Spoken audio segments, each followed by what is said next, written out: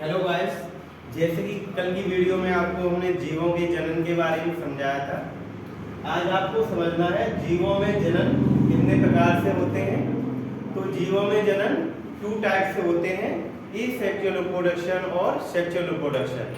तो asexual reproduction क्या होता है, आइए समझिए। जो एसेक्सुअल रिप्रोडक्शन होता है उसमें नर व मादा दोनों एक में ही पाए जाते हैं। तो जैसे कि अमीबा होता है उसमें नर व मादा दोनों एक में ही पाए जाते हैं। तो एसेक्सुअल रिप्रोडक्शन क्या होता है, जब एक ही जनक संतति उत्पन्न करता है तो उसे एसेक्सुअल रिप्रोडक्शन कहते हैं। क्या कहते हैं? जब एक जनक ही संतति उत्पन्न करता है तो उसे एसेक्सुअल रिप्रोडक्शन कहते हैं। अब आपको समझना है लैंगिक जनन, सेक्सुअल रिप्रोडक्शन के बारे में समझना है। सेक्सुअल रिप्रोडक्शन क्या होता है? तो जब दो विपरीत जनक नर व मादा जनन प्रक्रिया में भाग लेते हैं और जायगोट से यूनिट्स का निर्माण करते हैं या फिर संतति उत्पन्न करते हैं तो इसे लैंगिक जनन कहते हैं। लैंगिक जनन के बारे में समझा आपने?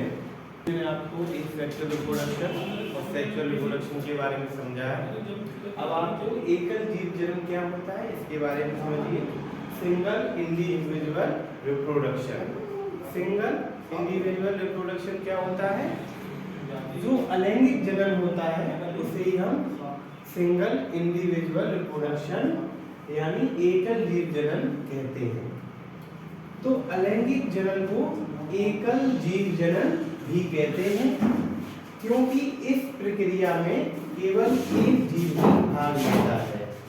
इस प्रक्रिया में केवल एक जीव ही भाग लेता है। जैसे कि मैंने आपको बताया था अमीबा में नर व मादा दोनों पाए जाते हैं।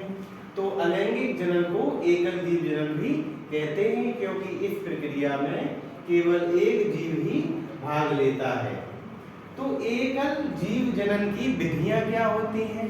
एकल जीव जनन की विधियां, methods of single individual reproduction.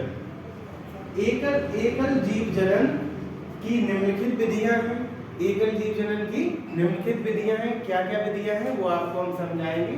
जैसे कि विभाजन है बाइनरी फिजन, द्विविभाजन बाइनरी फिजन, और बीजाणु जनन स्पोरुलेशन और मुकुलन बुडिंग, और आपका कलिका ज्यूम्यूल और खंडीभवन फ्रेगमेंटेशन पुनरुत्भवन रीजनरेशन। इसके बारे में आपको सबसे पहले में द्विविभाजन के बारे में समझाएंगे कि बाइनरी फिजन क्या होता है। तो आपको द्विविभाजन के बारे में समझना है, बाइनरी फिजन क्या होता है, बाइनरी फिजन के बारे में समझना है। तो द्विविभाजन एक कोश की जीवों में पाया जाता है। द्विविभाजन कहाँ पाया जाता है? एक कोश की जीवों में पाया जाता है। इसमें कोशिका सूत्री या असूत्री विभाजन द्वारा 2 या अधिक कोशिकाओं में बढ़ जाती हैं और संतति कोशिकाएं नया जीव बन जाती हैं।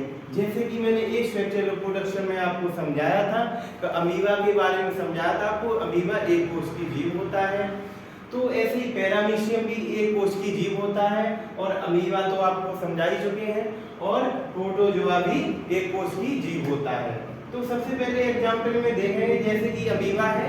अमीबा का आकार देख रहे हो आप लोग, और ये केंद्रक है। तो अमीबा का आकार दूसरे टाइप में आपको बदला हुआ दिखाई दे रहा है इसका आकार। फिर तीसरे टाइप में आप देखो कि अमीबा का आकार बिल्कुल बदला हुआ दिखाई दे रहा है, वो पतला सा हो जाता है, और 2 टाइप में ये विखंडन हो जाता है। विखंडन होके अलग अलग खंडों में एक नया जीव पूर्ण रूप से विकसित हो जाता है। ये आपको डायग्राम में दिखाई दे रहा है। ये केंद्रक दोनों में पाया गया है। अमीबा एक पूर्ण रूप से विकसित संतति बन जाता है। ठीक है।